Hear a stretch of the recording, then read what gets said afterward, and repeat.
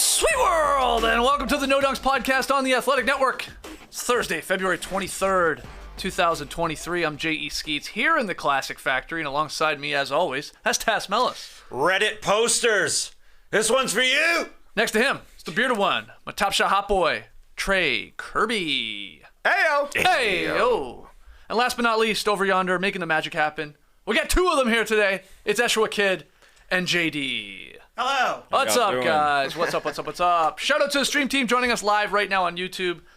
It's good to be back live with you guys here from the Classic Factory. Like the vid, subscribe to No Dunks on YouTube, comment away there in the stream team. Get any and all of your No Dunks merch over at nodunks.com. And hey, join us tonight. A little NBA watch party on playback once again. Starting with the Nuggets Cavaliers at 7 p.m. Eastern. Early tip time in Cleveland there. And then bouncing around possibly some of the other games. It's a heavy night. Is it? Surprising heavy night on Thursday night. Well, right. Everybody's back from All-Star break. So yes, tonight there's a link in the show notes to sign up with a playback account. Then you log in with whatever subscription service you have, and then we're watching together. You can see our little faces. If Trey says something cool, you can drop a flame emoji. That will not happen. Oh, if Trey says something dumb, you can drop some also snowflakes. Will not happen. Oh, damn. You're not on tonight. No, I'm not on tonight. Oh, jeez. But you guys have a good time. No, I'm not on tonight either. Yeah, me and JD will have a good time. Oh, there you go. What are you up to tonight? What's going on in your world? My mom gets in town in about 2.5 hours. Sally! Also got a kid's presentation at school tonight. Busy night. Jeez. My excuse is I'm going out for dinner. Belated Valentine's Day dinner. Yeah, very belated at this point. Nearly 10 days later, but... I've got nothing to do. Oh, okay. Well, you and JD are going to be hanging out. You can bring people on stage maybe tonight. Of course. Yeah, there you go. Anyway, playback tonight. Okay, but this one here, as we get ready for the NBA action to return tonight and watch some of those games live with y'all, we're once again firing up an NBA Reddit podcast task where we look and pull some of our favorite recent NBA Reddit threads and dissect them. Yeah, we'll start with some news. The Atlanta Hawks fired head coach Nate McMillan, first reported by ESPN's Adrian Wojnarowski, thanks to DrazzleB1424 on Reddit for posting this. Now, before we get to the drama, let's kind of take a look back at the Hawks' history here since Nate McMillan took over in 2021 when Lloyd Pierce was fired. They went on that run to the conference finals. Trey bowing in MSG. Philadelphia imploding. And then they lost to Milwaukee. The next year, last season, bad season. They dropped off. They're in the play-in tournament. They made the playoffs. Then they got pumped by the Miami Heat in the first round. Then this season, they went for it. They traded 3 first-round picks for DeJounte Murray. They also traded away Kevin Huerter to save some bucks. That didn't go well, so they blew up the front office. Travis Schlenk and others out. Landry Fields and Kyle Korver in. Also charges of nepotism in the front office with the owner's son kind of having a big prominent role without a lot of basketball experience. Also having some sway with Trae Young, who got into it with Nate McMillan in the training room massage table. They got into it. Trae Young didn't show up for a game that night. And is there more? Yeah, of course there's more. Nate contemplated quitting, according to Shams Charania of The Athletic. But this new front office said, come on back. We need you. And then they fired him. 29-30 here.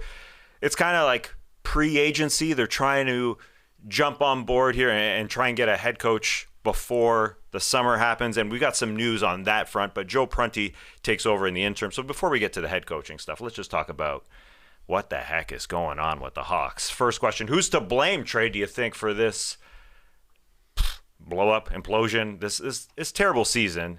Terrible 2 seasons now since Nate became head coach.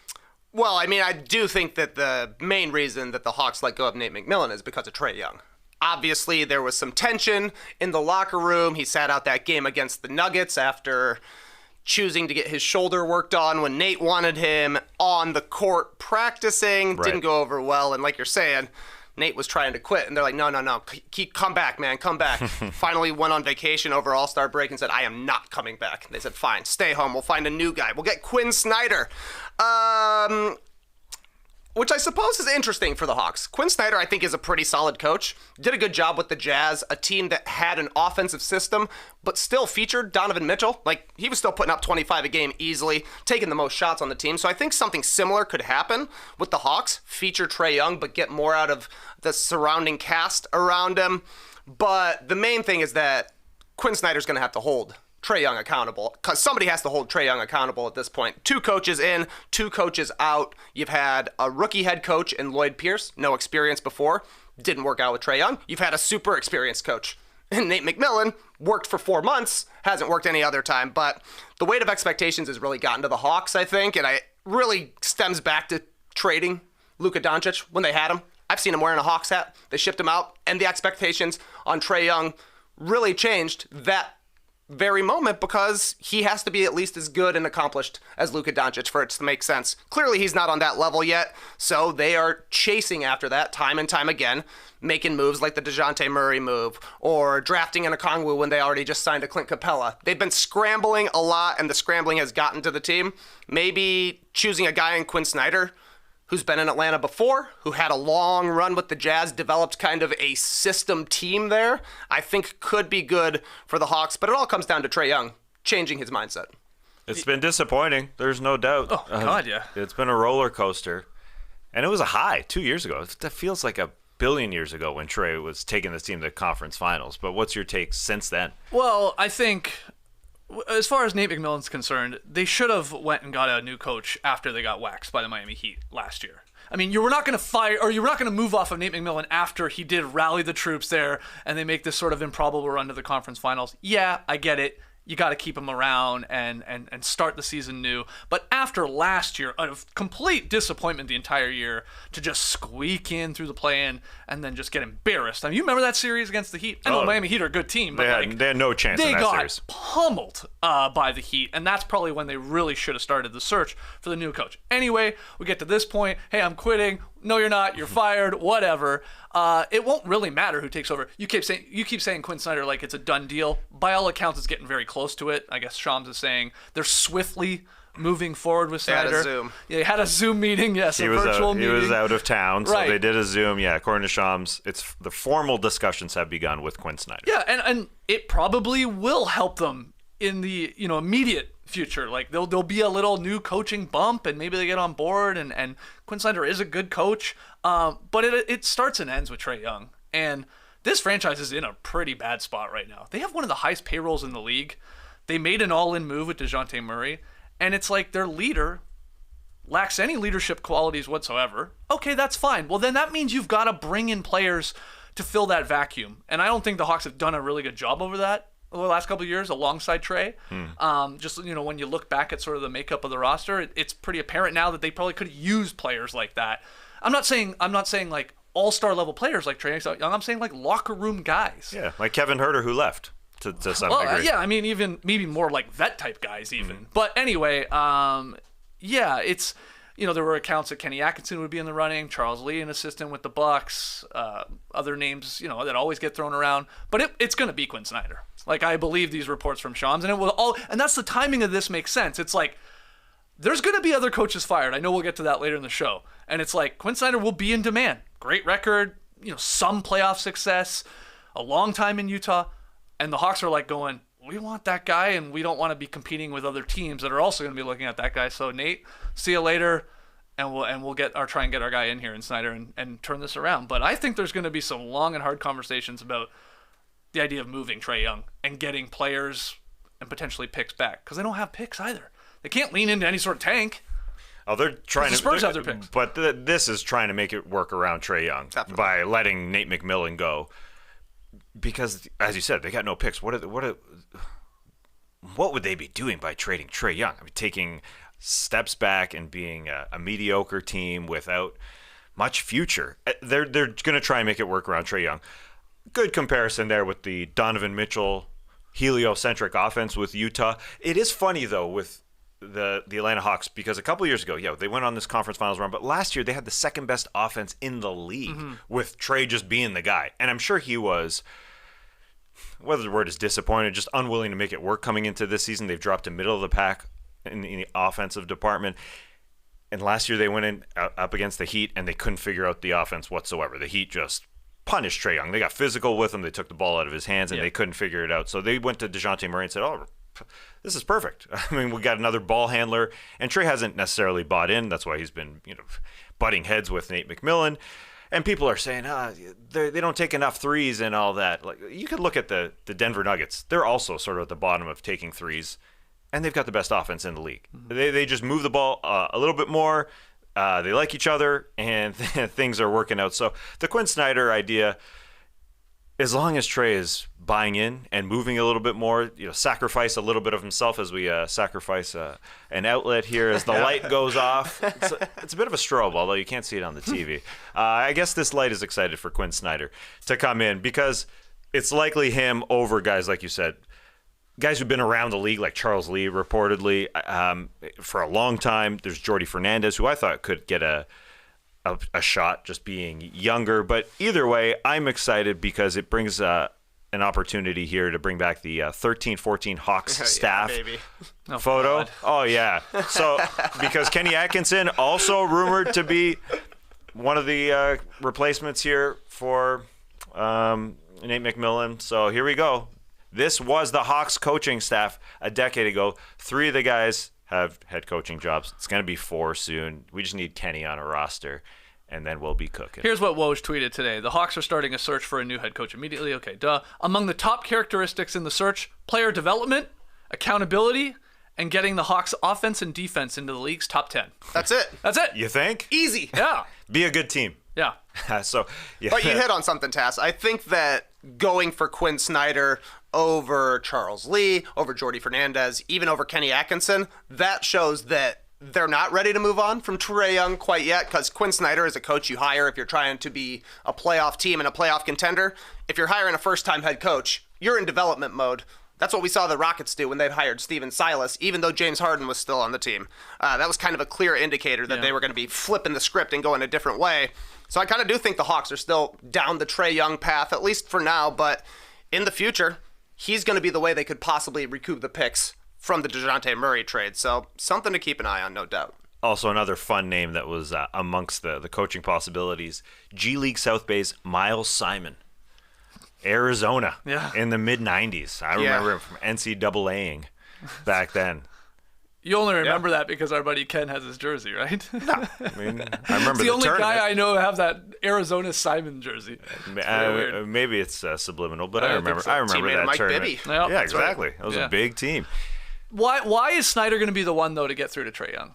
This is my question to you guys. It's fine. I mean, they're going to try and take a chance on it, but like, it's not.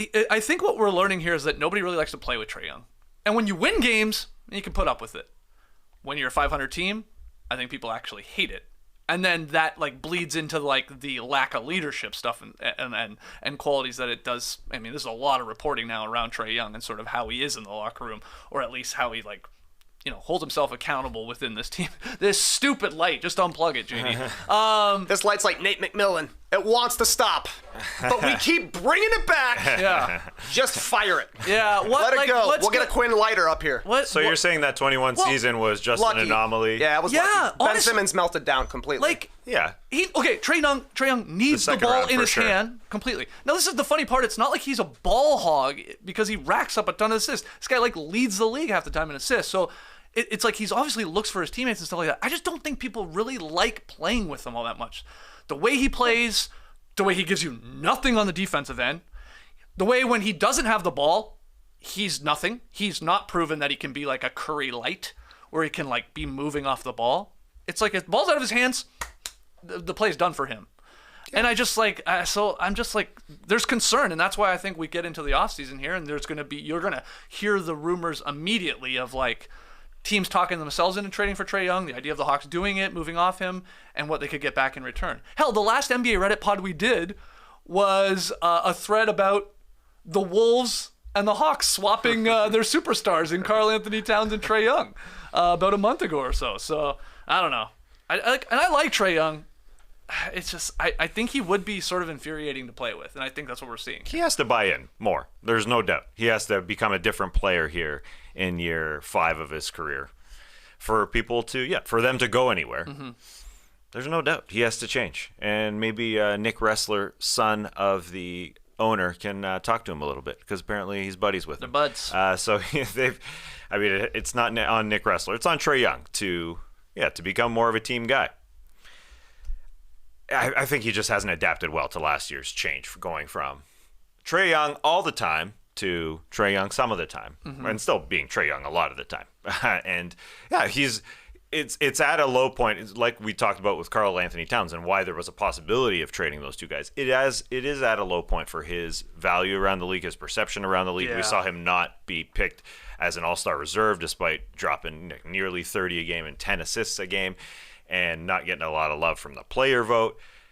It's low. He's got to change it, and I can see why the front office is saying, we're not just going to give him up for 50 cents on the dollar. Let's try and make this work. Yeah. So, Quinn, get off your boat wherever you are. Come on over, and let's get to work here for the last 20 games of the season.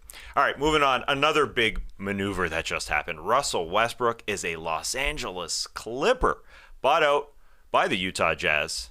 And our headline here from Reddit, former Clipper Patrick Beverley on his podcast said that Westbrook will love playing with the LA Clippers. Thanks to Urfa Salal for posting that on Reddit. So let's get to the Clipper side of things first, Skeets. Are the Clippers making the right move getting Russell Westbrook after making a lot of moves at the trade deadline? Yeah, they've done a lot of stuff here. The right move. No, probably not. I mean, we're already hearing reports that he's going to start. Sounds like it. That's a little concerning. I actually maybe don't dislike it as much as let's just hope he's not finishing games, because we've seen what Russ does at the end of games, and he can shoot his team out of games. Russ does some things really well. Some things actually that the Clippers need on this team, or at least did need before they made a bunch of other moves around the deadline. But he still is an elite penetrator, distributor. I mean, he puts pressure on other teams. He is a bit of a one-man fast break at times. Sometimes he gets himself into trouble. But those are skills the Clippers offense have needed this season. I think most would agree with that. The problem is he can't shoot. And it's really bad. He shoots under 29% on long twos. Tick higher on threes. He's under 30%. And, you wouldn't know it the way he plays sometimes because he's like, I'm open. I'm shooting it. And you're like, that's what they want you to do, Russ, because they've crunched the numbers and they like their chances of you missing it and going the other way. I don't know. I guess what I'm terrified about this is I was not high on the Clippers' chances of going far or competing for a championship before Russ or before any of these moves. And now what's going to happen is they're going to flame out. They're not going to live up to expectations. And Russ is going to get blamed for it. Just watch. And it will not even really probably be he'll be the reason, but this link of he's on our team, and if we disappoint, it's all his fault. That is now just it just hangs off of him. It's a stink on him now. And I fear that's going to happen here with the Clippers. But I guess you can just say, it's not like the Clippers are paying him $47 million here. This is they could cut bait. If it doesn't work at all and suddenly an issue, you could just say, okay, bye. You could. I don't know if they will, but it sounds like Paul George loves this guy and wants him in there, and they're like, all right, bring him in. But they have been playing well, and so this is another wrench they're throwing into the mix here. What do you think about the Clippers just adding another part that may or may not help them? The only good thing about it is that the Clippers don't need Westbrook as much as the Lakers did. Like Skeet said, the Lakers were paying him $47 million. For all of Russ's faults, he was still one of the 5 best players on the Lakers before the trade deadline. But then you hear that the Clippers are going to start Westbrook, which means he's going to be a big part of their team. It's cool to think, maybe they could cut bait if they wanted. They certainly could, but they're going to play him a lot, and that seems bad to me. As long as it doesn't come at the end of the game, it's fine, but there's no point to the Clippers doing this. They just traded for 3 new guys. They're going to have 4 new players in their rotation for 20 games to figure it out before the playoffs?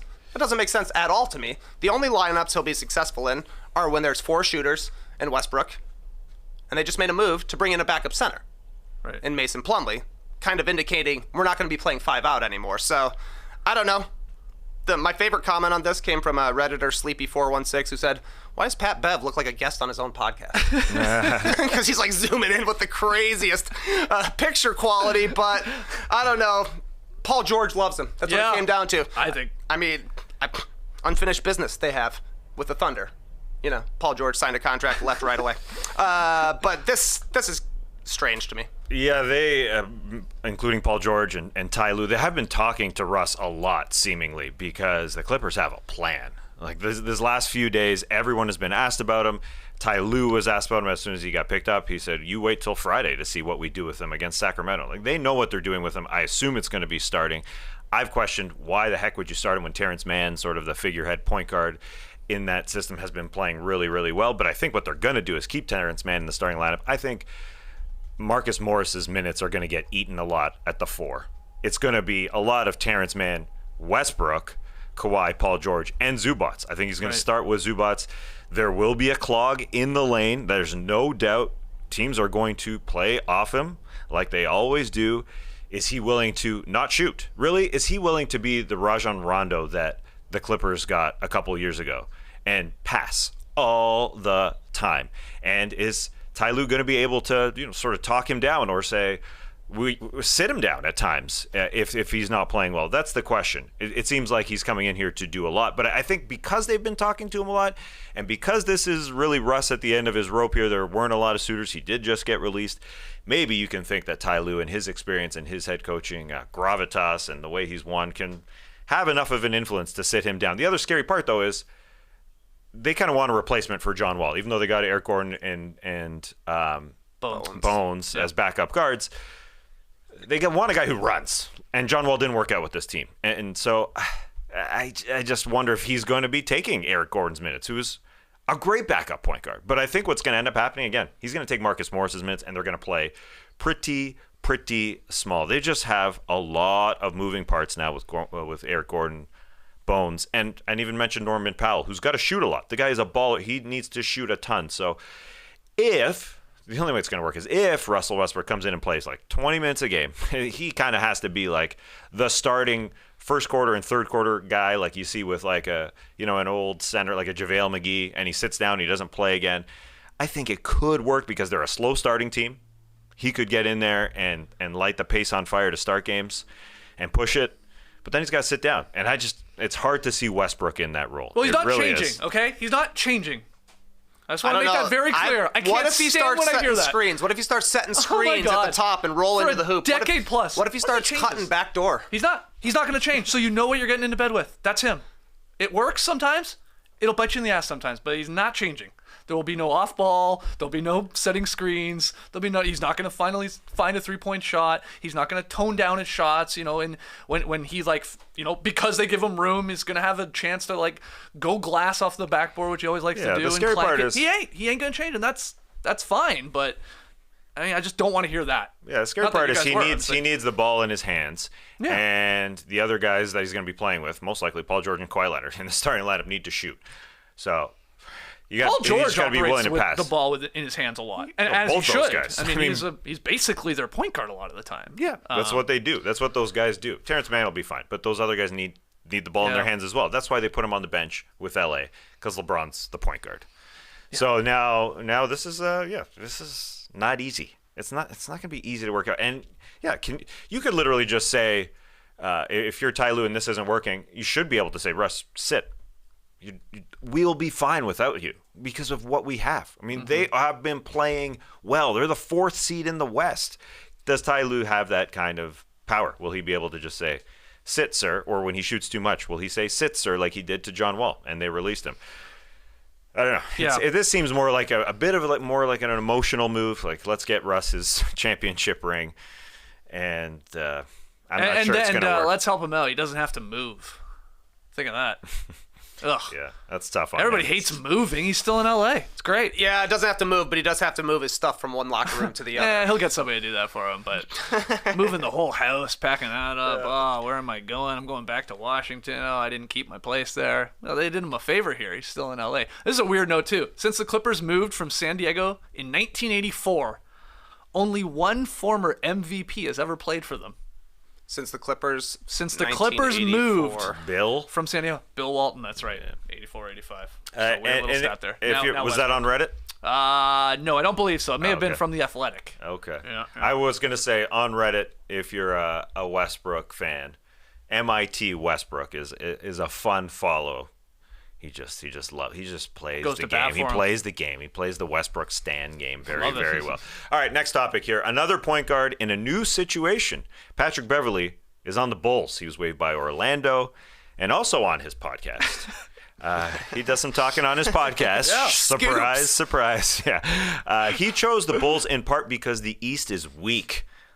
Okay. That's from Nokcha_ on Reddit. So, Trae, thoughts on Bev with the Bulls, and what the heck is he talking about? Well, I think John Greenberg nailed it on The Athletic. He said, at the very least, the Bulls now have a player podcaster who gets aggregated a lot. They're part of the zeitgeist. This is big for the Bulls.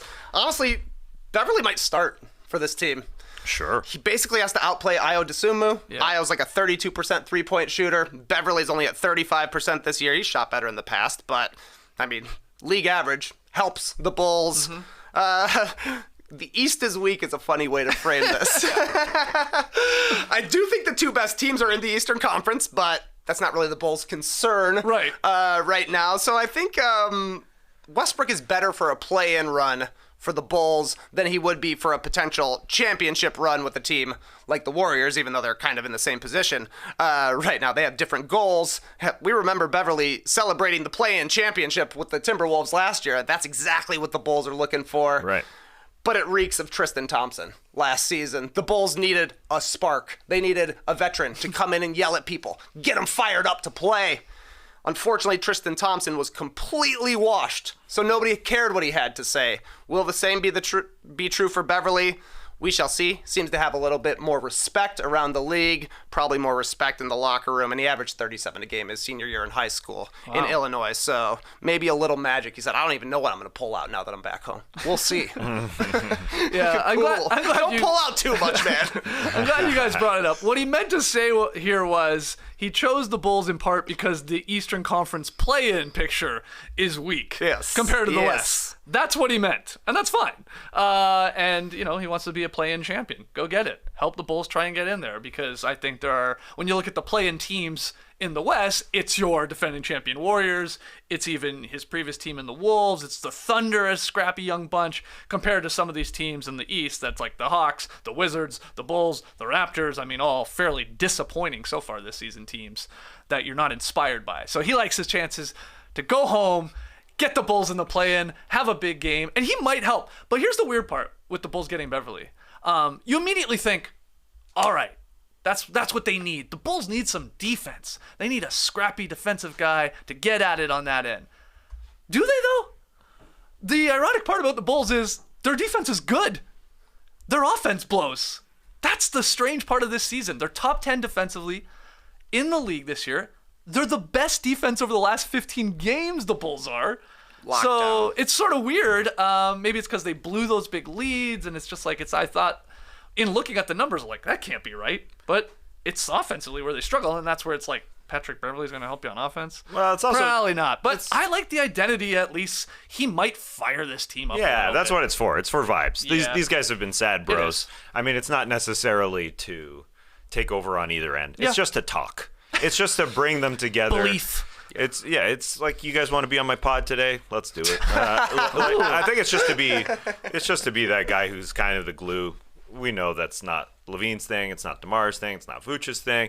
Apparently, at his first practice, he was telling Why would you want your All-Stars to lead? That's crazy. Yeah, I know. They don't have that. And that's why they're not a championship team. There's no doubt. But apparently, at the first practice, Bev kept telling Zach LaVine, shoot, keep shooting. You're not here to pass the ball, my man. And so I guess that's a good sign in that, like, there might just be a glue guy there to help out to get to this play-in tournament. Although what he was saying when he said the East is weak is also that he chose the Bulls over the Warriors.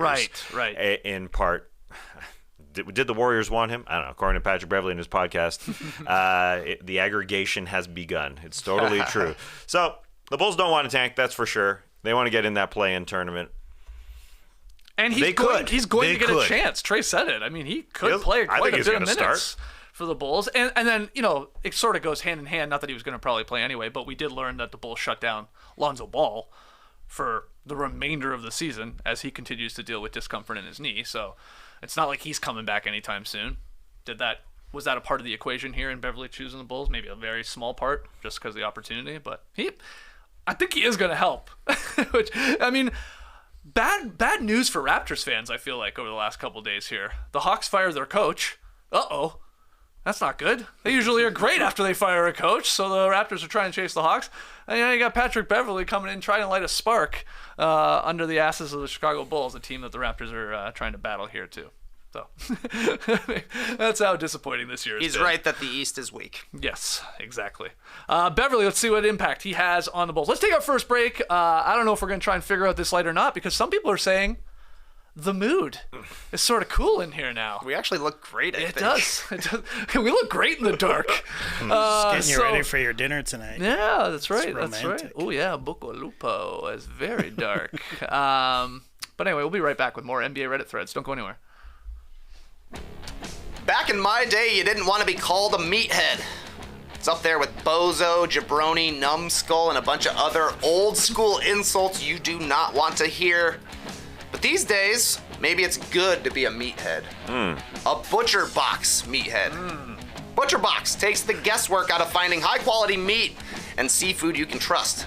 We're talking 100% grass-fed beef, organic chicken, pork raised, crate-free, and wild-caught seafood that's humanely raised with no antibiotics or added hormones.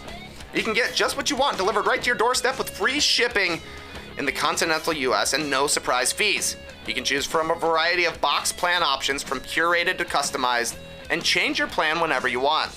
You get high quality cuts that are hard to come by at the grocery store at an amazing value, plus exclusive member deals so you can save big on your favorite cuts. With recipe inspirations, guides, tips, and hacks, you'll be cooking up mouth-watering meals in no time. Personally, I've thrown down a Butcher Box sous vide reverse sear ribeye a few times, and it is always a banger.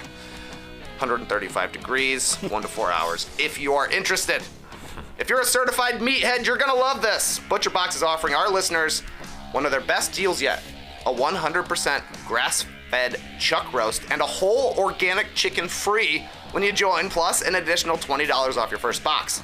Sign up today at butcherbbox.com/nodunks. Use code NODUNKS to get a 100% grass-fed chuck roast and a whole chicken free in your first box, plus of course $20 off. That's butcherbbox.com/nodunks. Use code NODUNKS to get this special deal on that beautiful chicken.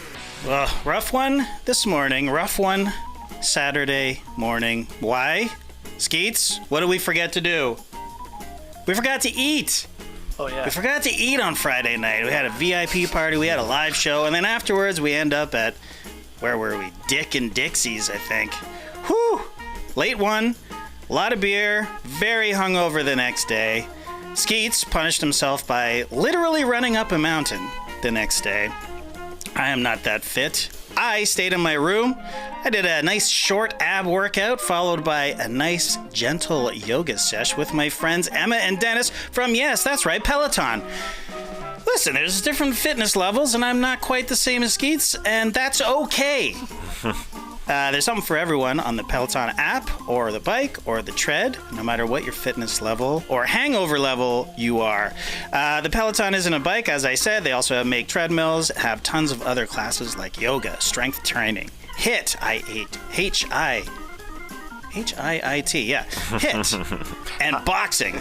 I think the way to remember that it's H-I-I-T is you think of somebody is coming to help you fix your computer. And you say hi to the IT person. Hi, IT. Yeah. I like that. Yeah. Hi, IT. Peloton instructors have a variety of different training backgrounds and styles of motivation that work for people of all fitness levels. You can get moving, whether it's a 10-minute power walk or a 90-minute endurance ride, which Rachel is back on. Shout out to Matt, the banana guy. Peloton offers thousands of on-demand classes available 24/7, which means you can work out whenever and wherever it's convenient to you. You don't have to be a super athlete to enjoy Peloton because there are classes for every level. Whether you're exercise daily or you're new to working out, Peloton can help you achieve your fitness goals. Try Peloton risk-free with a 30-day home trial. New members only, not available in remote locations. See additional terms at onepeloton.com/home-trial. Big news. The light is back. For now. For now. Good call, JD. Box is overheating. It's too hot in the Classic Factory. Too hot in Atlanta suddenly here. But JD replaced the box before the show. Is it the cable? Is It's it the box? XLR. Is it the factory? Now we Is it replace the XLR. People? The takes are too hot? Yeah. Geez. That's it. The takes are way too That's what hot. Getting happens. this light with our takes. That's what happens on an NBA Reddit No Dunks pod. All right, let's get to the next one. With Nate McMillan out, Kings of Games 972 asks, which coach is most likely to be fired this offseason? Let's look at it as the next one to go, because I know you got some odds from our friend Jimmy Shapiro. That's right. Skeets. Yeah, these are the Bet Online odds for the next NBA head coach fired. I tweeted it out yesterday. Steven Silas with the Rockets. Odds on favorite to be the next head coach fired, -125. Then you got Dwayne Casey with the Pistons, +250. Then you got your boy, Billy Donovan with the Bulls, despite that incredible defense at +500. He signed an extension last summer, so I wouldn't that's bet right. on that one. You're right. Then you got Steve Clifford with the Hornets, also +500. We got Chauncey Billups with the Blazers, +1,000, and Nick Nurse with the Raptors at +2,200. Again, those are the Bet Online odds for the next head coach to be fired. You made a bit of a face when I said the first guy there in Silas with the Rockets. He gone. You think he's most likely, eh? Yeah, they are going to be the worst team in the league for 3 straight seasons. Even when you're tanking. You don't want to be the worst team in the league on both sides of the ball, basically, for 3 straight years. Think about the process Sixers. Even when they were going through their worst teams, they were like top 15-ish in defense, right? Yeah. Like they had something going on. Identity of some It sort. feels like the Rockets have zero plan, and there was just a lot of infighting in the locker room. It felt like this year they're not cohesive at all. They're going to want to turn a corner eventually. There's been rumors that James Harden may return. Time will tell on that one, but clearly they're going to want to start their upward trajectory eventually, or they could just keep Steven Silas because their pick is, they have 2 picks protected, 24 and 26, both going to OKC, and their top 4 protected, so maybe they do want to be the worst team in the league for the next 3 seasons as well. Probably not, though. Yeah, I think Silas would be the hot one to go. I think after All-Star Weekend and chatting around, I think Nick Nurse is a possibility of potentially going as well, yeah. and most likely in the offseason. Yeah. But I think there's no chance that Billy Donovan has moved. He just signed an extension this past summer. Like Nate McMillan, who signed one the previous summer. Nate McMillan still has just a year plus on his deal. Billy's got too much, and they're not going to be paying coaches, multiple coaches. And I don't like the Dwayne firing possibility. Dwayne Casey, I don't think he's going, unless this is a different Dwayne, because Dwayne is spelled differently. Dwayne Casey's got the DWANE, rare spelling. Love that spelling. There's a Y in this one. Anyway, he's not going anywhere. I don't think. I don't see the point there. Yeah, the Pistons have been, not that this matters half the time, but they've been pretty supportive of Casey publicly. They've given no indication that they're going to part ways with him this season or maybe even in the offseason. I do wonder, how does this bet work if Casey is just moved to like a front office role and a new coach takes over? Like he's not like, hey, you're out of here, get out of the organization, fired, but it's like we're slipping you into another role. What does that I think mean you if get it were to paid. happen? You get paid? Okay, good to know. It's Silas, though. They've lost 7 straight heading into the All-Star break. They've won 4 times since Christmas. I saw one. 4. Yeah, they beat the Bulls. They have the worst record in the league, 13-45. They rank dead last in offense. They're 28th in defense. And that's the issue. Last season, 26th in offense, 29th in defense. Season before that, 27th on offense, 27th on defense. It's been very, very bad for 3 years running. And look, it's not like he has a great team. This isn't all Silas's fault, but you do want to see some progress. On one side of the ball would help. It'd be tough for him, I think, to be coaching at the start of next season. Though then again, they have a cheapskate owner. I don't know what his actual deal is. I can't imagine he's an expiring deal. He probably has a year or 2 left. So maybe Tillman doesn't want to pay 2 coaches. There is that possibility. But yeah, you're right. Talking to a lot of Raptors people plugged in, Nurse may not be long with the Toronto Raptors organization. There is that. I don't think he'll be the next one, but I wouldn't be shocked if they ultimately move off him in the offseason. Yeah, don't gamble, but good odds. It's good odds. On Nurse It is there, good odds. if you're looking at that.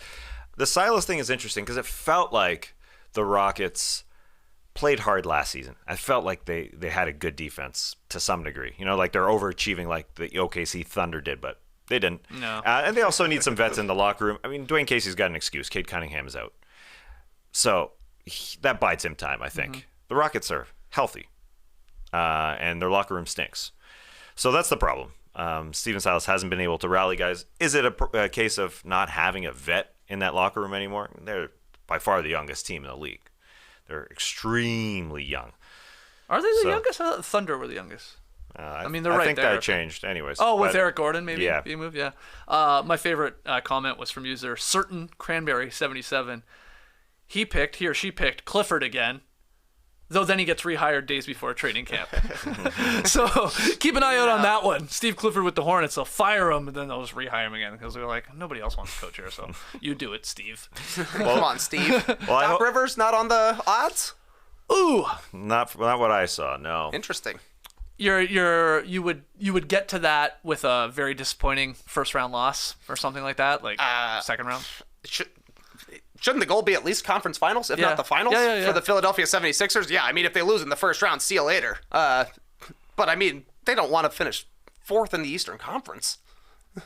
Right? No. Yeah, so, I mean, I think he's got to be in the mix, though Doc does a good job of hanging around for a long time. Right. And I'm sure we'll get to Kelly Eco's report that James Harden has a 70% chance of going back to the Rockets 70%? Next season. That's so high. Maybe Kelly Eco, hey, we've been there before, was just on TV, just something came out of his mouth. But 70%, no, you must know. We got to get Eco on the horn. We got to talk about that's a high percentage because he is able to move in the offseason if he wants to go to whatever team he wants. But to go back to the Rockets, that would be a shocker. I do like the idea, though, of Kenny Atkinson getting one of these jobs because that would mean if Quinn Snyder is also hired, that 13-14 coaching tree, that 13-14 let's bring back that photo. There it is. All five of these guys. Why do we keep showing this? This picture was taken so long ago, there was 3 pixels on the camera. Why do we keep showing this? Because it's the perfect mirror of this show. 4 white guys and a black guy. Eshua, you are Darvin Ham, my man. This is our studio. Holy crap. Hire us as a coaching staff. Who's who? Let's go through it. Ash can be Darvin Ham. Yeah, of course. Who's everybody else? JD's got to be Bud. You are. It's the Bud coaching tree. Bud does have a beard now too. Okay. Your Bud tree is blooming, JD. I feel like Trae's got to be Quinn, right? With the locks. Okay. Sort of the curls.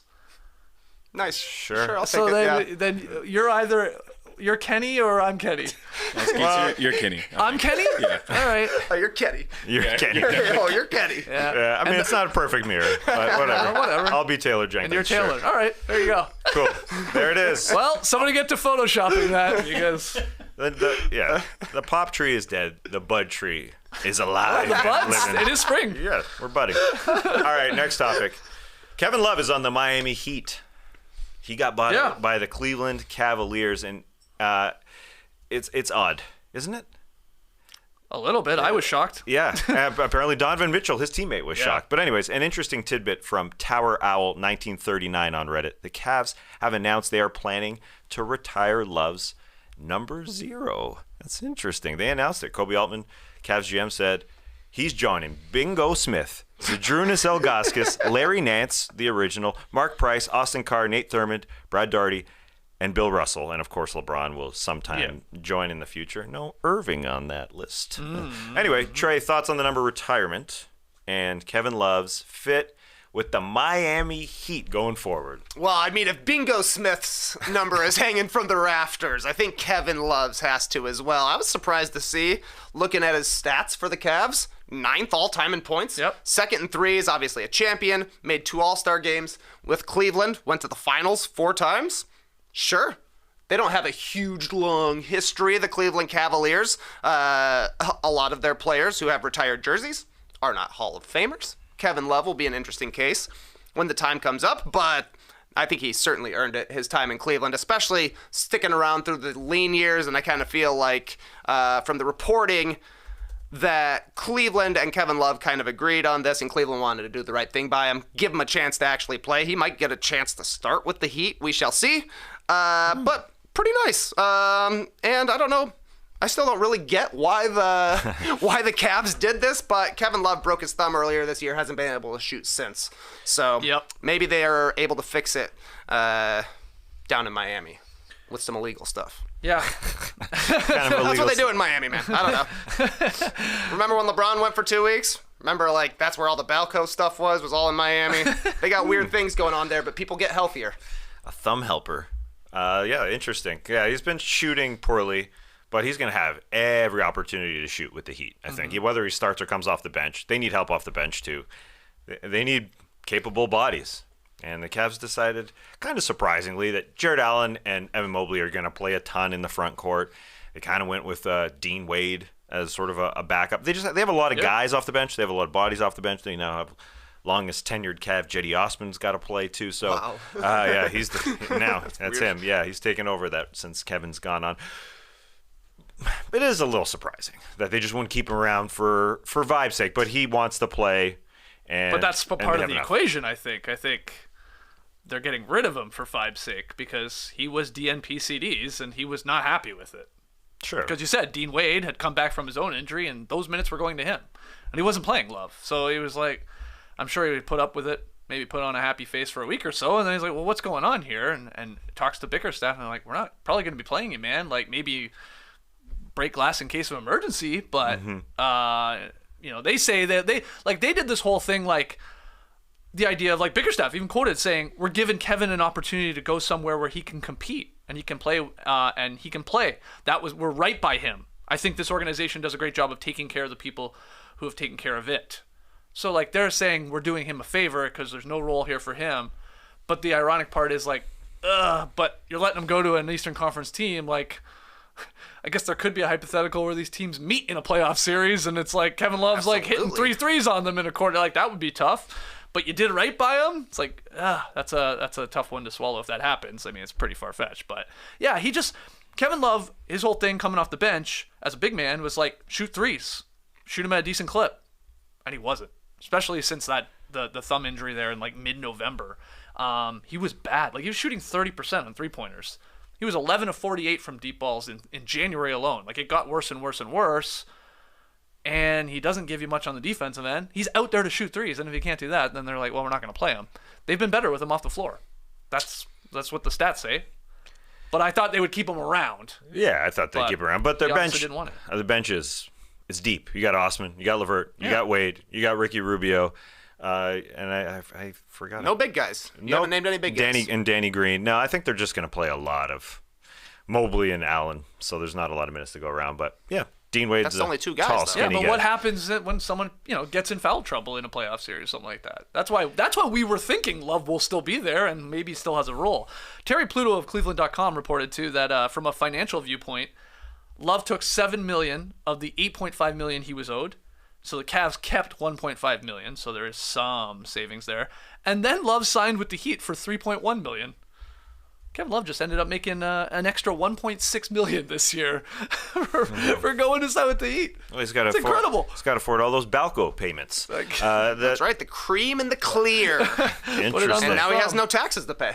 Oh, there's that too. Jeez, this guy's smart. This guy's winning. And he's on a better team.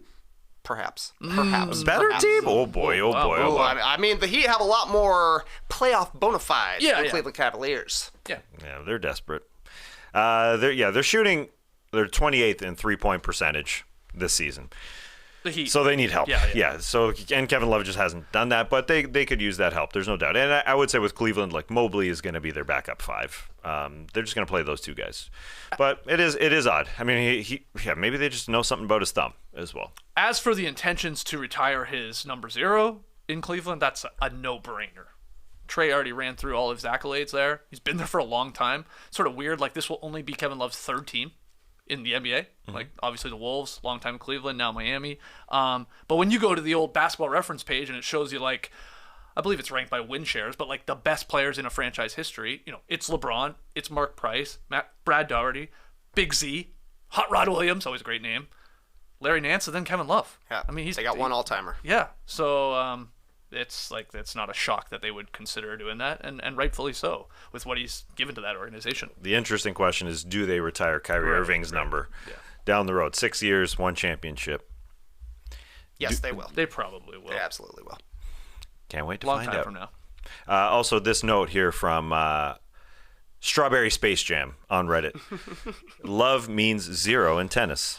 That's a great point. Very good true. point. Okay, next topic. This one's for you, Skeets. The Wizards are 19-10 with Delon Wright and 9-20 without him. I probably should have double-checked that stat from Turbo2X on Reddit, but I buy it. Yeah. I buy it. Is that stat correct?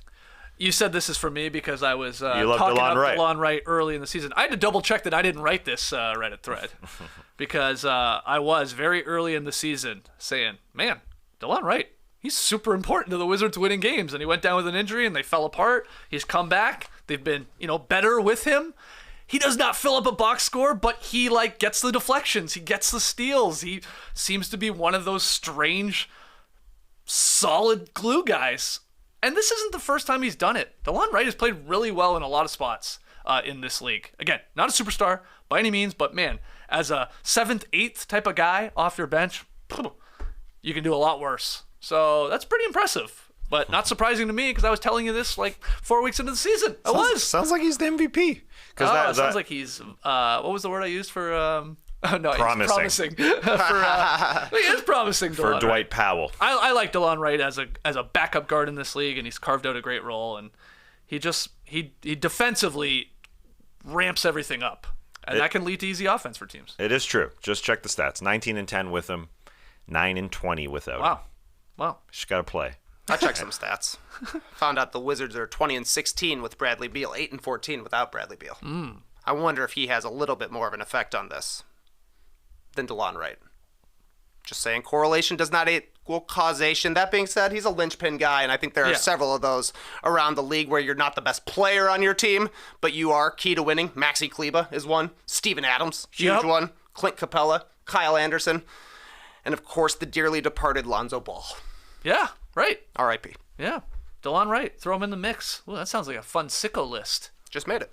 Damn, but let's make 10 more. No, this is a good list. No, we got to make 10 more because we got to name a bunch of people. That's the only point of lists. You got one? Yeah, Delon Wright. I told you 3 weeks into the season. I made the list. I started the list with Delon Wright. You said Lonzo Ball's a great one. You said Bradley Beal's record could be a bit more of a causation. His appearances could be a bit more of a causation. We talked about briefly Damian Lillard's rap song before the show here, before we got on air. There's a line in it, shooters in the locker room like we the Wizards. I read that and I said, does that mean that Bradley Beal isn't playing? Is that a knock on Bradley Beal's availability? But hold on, you thought about it some more. Hold on, you thought about it some more. No, what is it? Say the line again. Shooters in the locker room like we the Wizards. Okay, who really dissect that line? No, just say it. You don't have to. Just what is it? I wanted you to get there. Okay, what is it? Go way back, not current Wizards, not the recent Wizards. Go way back to... Guy's in the news quite a bit, though. Yeah. See his clips on Twitter all the time. Agent Zero. Shooters. Murders. Yeah. Not murders, Well, but not shooters. murders. Guns in the locker room. Well, they Shooters did in the have a locker murderer room. Yeah, as well. they did. Yeah, Jarvis. Yeah. Javaris. Javaris, thank you. Yeah. Written to Okay. me. All right. That's the Jarvis line. Hayes. So now is it a better line? I guess, yeah. It's not bad. It's a pretty good line. They were stuck on an airplane, the Blazers were, for 7 hours. So Damian Lillard's like, I'm going to write a rap song. Wrote it. And then they made a little, not a music video by any means, but a one-shot music video with all the guys hanging out in the background. It's not bad. And that's one of the lines. Wonder what Agent Zero thinks of it. You think Damian Lillard should start going by the nickname Agent Zero? Just completely steal his personality. Is there a level up from Single white female. from agent? I'm trying to Special agent. Special Agent Zero. I like it. You should run with that, or at least put it in a rap song.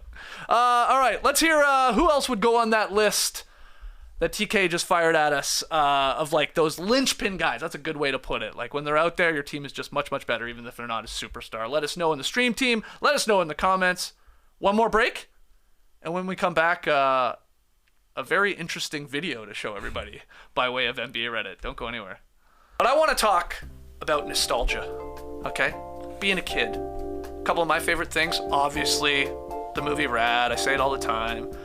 I would include dunking on a mini hoop as a kid. Dwayne Kelly, my next door neighbor. We had it attached to sort of his front porch somehow, and we would throw down dunks on that. Playing Nintendo, that's a given. And eating cereal while watching cartoons.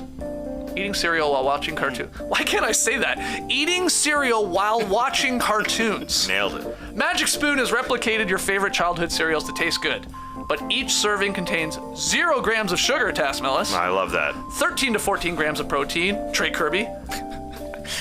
Muscles. Yeah. And JD, listen up, 4 to 5 net grams of carbs per serving. Nice. As little carbs as possible. That's right. You. It's keto friendly, gluten free, grain free, soy free. It's a perfect way to relive those moments as a kid watching cartoons, eating this delicious cereal. 8 unique flavors. You're not going to get bored of feeling good with Magic Spoon. My favorites, Honey Nut and Frosted. Those to me are the OGs, but they also have flavors like cocoa, fruity, peanut butter, blueberry muffin, maple waffle, cookies and cream, and cinnamon roll. And Trey Kirby, just for your birthday yesterday, the flavor birthday cake is back. That's right. The super popular, previously limited edition only flavor is back to stay. People spoke, said we love our birthday cake cereal. Don't make it a limited edition run. We want it all the time. We got birthdays every day. That's right. Somebody's born every day. That's right. Celebrating our birthdays early with this fan favorite. His so early, it's like next year. It's like he's already celebrating. Yeah. But I love Magic Spoon. A lot of the friends that have tried this out, they're like, oh, this is really good. Start ordering it to Canada, for crying out loud. We got half of Canada ordering Magic Spoon at this point. So head to magicspoon.com/nodunks to grab a custom bundle of cereal and try the magic for yourself. And be sure to use our promo code NODUNKS at checkout to save $5 off your order. Magic Spoon, so confident in their product. I would almost say downright cocky that it's backed with a 100% happiness guarantee. So if you don't like it for any reason, they'll refund your money, no questions asked. Remember, get your next delicious bowl of guilt-free cereal at magicspoon.com/nodunks. Use the code NODUNKS to save $5 off. Thank you, Magic Spoon, for sponsoring this classic. If you like wine, we have a cool new wine service on board called First Leaf. I use a similar service for coffee, so I was down to try it. You take a quiz, tell First Leaf what you like, and they send you wine. Easy as that. I rated those initial bottles I got, and First Leaf used the responses to curate my customized selection of delicious, award-winning wines based on my preferences with 96% accuracy. Well, 96% accuracy for others, 100% for me. They got me and my wife from the jump, no problem. We had a Grenache. Then we went to the Andes region for a sweet Argentinian red, and then we traveled to Italy for a bottle with David on the front. Honestly, the bottles are just nice to look at, like Serge Ibaka. First Leaf does art. It's America's most personalized wine company. They take the guesswork out of wine selection, and they always send a variety of new and exciting wines right to your door, with each bottle priced lower than what you'd pay at a wine store. You even get to choose when to receive your wine. I like that because I was in Salt Lake City. I picked and chose the exact time when someone was going to be home. It was easy. And every selection is backed by First Leaf's satisfaction guarantee. Sign up today and you'll get your first 6 bottles for $39.95 plus free shipping. Go to tryfirstleaf.com/nodunks. That's tryfirstleaf.com/nodunks to get your first 6 bottles for $39.95 plus free shipping. Try firstleaf.com/nodunks. All right, back in the Classic Factory before we get to our Pick'em game tonight, and then one more NBA Reddit thread. A question for the buyout boys. Which buyout guy that's joined a new team is going to make or have the biggest impact on their team winning games here? Is it Beverley with the Bulls? Is it Love with the Heat? Is it Westbrook with the Clippers? Is it Terrence Ross with the Suns? Is it Reggie Jackson with the Nuggets? Is it someone else I think Reggie Jackson's a great pick. Reggie Jackson. I think so. They need depth. He's won in the playoffs. They need a backup guard. They traded Bones Highland. It's going to help. Okay. Reggie, you got anyone else? I would probably lean Reggie, followed by Kevin Love and Patrick Beverley. Okay. I can already picture Beverley standing on a table in the United Center. No, they won't be hosting a game. But it'll be after the season. They let him get a nice stand-in. Okay. I guess I could have thrown a Danny Green with the Cavaliers. Gotcha. Wait, was he a buyout? Yeah. He was. Yeah. Okay. Who else am I forgetting? Buyout boys, let me know. And who do you think is going to have the biggest impact? Even though we all know none of them will. Just kidding. All right, tonight's Pick'em. It's Denver Nuggets, Cleveland Cavaliers. That game we're going to be watching on Playback Tasks. What's the line on this one? Yeah, there's 9 games tonight. There's a TNT doubleheader out there. Grizz 76ers will bounce around if you're watching with us. Then you got the Warriors-Lakers a little later on, but I want to see the big battle. Jokic versus Jared Allen in Cleveland. A couple of us think Cleveland will take care of business, myself and Skeets, while Trae thinks Jokic will get it done on the road. Denver did win earlier this season when Cleveland went into the altitude, but they're in Cleveland. What's the altitude of Cleveland? Where does it sit at sea level? Somebody look it up. I might have to change my pick. Tap dance. 653 feet Oh, above sea level, it appears. no, not a lot. Not very high up. All right, good. I like the Cavs. Higher than I thought. 600. Tenth of a mile, a little more than a tenth of a mile up. Yeah. Very, very difficult, these games after the All-Star break. Yeah, who knows? It's, I don't know. These are both good teams, obviously. No one would be shocked if the Nuggets win, but it's like, good. How was everybody's vacation? How was the travel back? Who was involved in All-Star weekend? How tired are they? Who's ready for the sprint here? We have 8 weeks left of the regular season. Like, Jokic ain't tired from the All-Star game. that's for for point. sure. Mitchell might be. Yeah, Put up he was 40. playing. Yeah, he was actually scoring. Yeah. Damn. I'm going to regret that Cavs pick, aren't I? All right, so we have the Cavs to win by 3 or more. You got the Nugs. Good luck. This next topic here, this is what Reddit is all about. People have waited outside the Hornets arena and filmed LaMelo Ball driving off on several occasions, and Redditors are all over it. So we've got a video we need to show you, which depicts LaMelo Ball's very dangerous driving style leaving the arena. He doesn't care about red lights. He doesn't give a crap. So somebody compiled them all. Brick-Young posted it on Reddit. There's red lights as he leaves with his Lambo, I think his Range, just driving, literally driving through red lights. No problem. He drives like he plays basketball. Slightly reckless, just flying through these red lights. Other people stopped at these lights. He's just gone. So this is a compilation. I don't know how long these have been compiled over, but he's only been in the league, 2.5 years here. So it's not a good track record. Slow down, LaMelo. Chill out, man. Looks like he would fit right in Atlanta, though. Sure. Red lights are just the suggestion here. And Yeah. LaMelo's not even taking the suggestion. No. I was trying to, I was like, okay, those were a couple clips of him ripping through the same red light. And I was trying to, think, is it possible because of the game going on at the arena, it's one of those things where, a pylon is set up or you can't get through on that street? You know what I mean? I was, trying to, give him the benefit of the doubt. Not that he should still be ripping through the red, but if no one else, if traffic can't come through that side road, then does it really matter? I couldn't see anything, though. There's one where he has to, swerve around another car going I through think he's- the intersection. I'm giving him the benefit of the doubt because he's 21.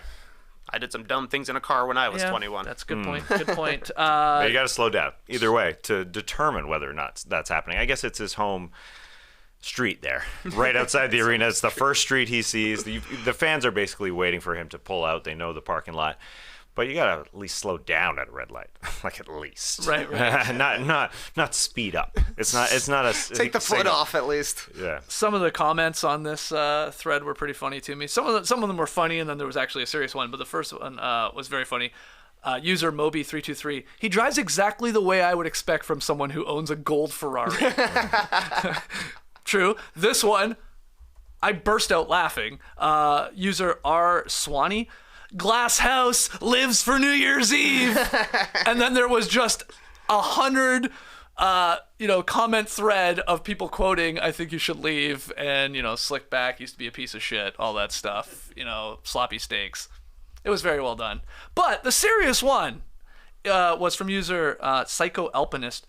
One of the few jerseys we have hanging in the rafters is Bobby Phil's in Charlotte, and he was killed doing stupid stuff on the freeway in the Charlotte area, so maybe it's time for the team to intervene here before we have to hang another jersey, unfortunately. And it was that was a pretty sobering thought after some funny jokes there. But yeah, guys ripping through red lights, and it's not a great look time after time after time, if that is indeed happening, and that's what the evidence or the video shows. So he's doing dumb young kid things, but you don't want it to end in tragedy. So sorry to bring it all down there. You are absolutely right. Somebody will say something to him. Yeah. Now, if these videos get more and more mainstream press. I don't know if we're mainstream press, but you know what I'm saying. The more eyeballs on it, the more the Hornets are going to feel compelled to step in, I would imagine. Fair point. NBA Reddit podcast. This is always a treat. Love doing these. We're sort of gotten into the habit of about once a month. Is that right? That's exactly right. Yeah, it's fun. Let us know if you like them. Leave your boys a 5-star rating and review on any of the podcasts platforms, Apple, Spotify, whatever. Make sure you hit the like button. Make sure you subscribe to No Dunks on YouTube. We're back tomorrow with the Drop Podcast. Worst of the week? We got nominees? Yeah, there's one. Ooh. It's a good call. Didn't happen this week, I don't think, JD. Okay. But you got one really solid worst of the week nominee. Okay. 100%. That's the winner. We got a ton of games to talk about with basketball coming back. We'll have rapid fire fun. So the Drop Podcast live at 10 a.m. Eastern from the Classic Factory. But join us tonight. And when I say us, I mean this guy right here and JD. On playback, Nuggets, Cavs, and then the maestro of the remote, Tass Mills, bouncing all around, especially those early games. We usually generally go through the ending of the sort of early games. You're going to love it, JD. You are going to love it. I can't wait. You haven't, It's JD, so you haven't seamless. been on yet? I've been on. I went on once. Okay. Yeah. But It was so much fun. the technology has also improved. Sometimes you get both feeds of a game. Again, if you're watching Nets-Knicks, you'll get the MSG, you'll get the yes. I want to see the replay from these guys. It's a cool technology, actually. Yeah, can we watch like my 600-pound life or I think so. something if we want? Believe You can jump over, yeah. Great, let's do it. All right. So who knows what's going to happen on playback tonight? Tass, JD, join them at 7 p.m. Eastern. Again, that link is in the show notes. Otherwise, we will see you here tomorrow morning at 10 a.m. Eastern. Till then, Clipper Bros. You heard it here first. Have a great time. Turn up. Love you guys. Awesome. Thanks for joining us. And remember, I had to check JD if it was my 600-pound life because I remember people heavier on that show.